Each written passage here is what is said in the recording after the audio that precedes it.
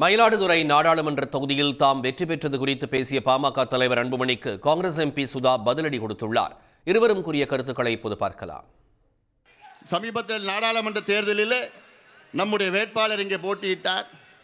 ஆனால் அவரை விட்டு சென்னையிலிருந்து யாருன்னு கூட தெரியாது. இந்த தொகுதிக்கும் சம்பந்தம் கிடையாது, இந்த மக்களுக்கும் சம்பந்தம் கிடையாது.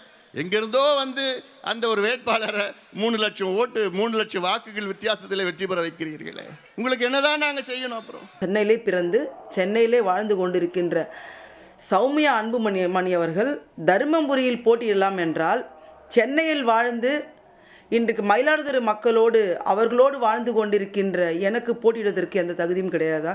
தமிழக மக்களின் உரிமையை எந்த அளவுக்கு மத்திய அரசாங்கம் வஞ்சிக்கின்றதோ அதற்கு நீங்கள் முழுமையாக உடந்தையாக இருக்கின்றீர்கள். உங்களுடைய கொள்கையை நீங்கள் சமரசம் செய்து கொண்டு தான் நடந்து முடிந்த நாடாளுமன்ற தேர்தலில் பாஜகவோடு பயணித்து மிகப்பெரிய தோல்வியை அத்தனை இடங்களிலும் பெற்றீர்கள்.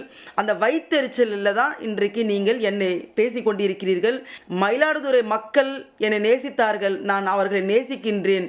ஆனால் தருமபுரியில் போட்டியிட்ட திருமதி அன்புமணி சௌமியா அவர்கள் இன்றைக்கு வரும் தருமபுரி மக்களுக்கு போய் சென்று பார்க்கவே இல்லை.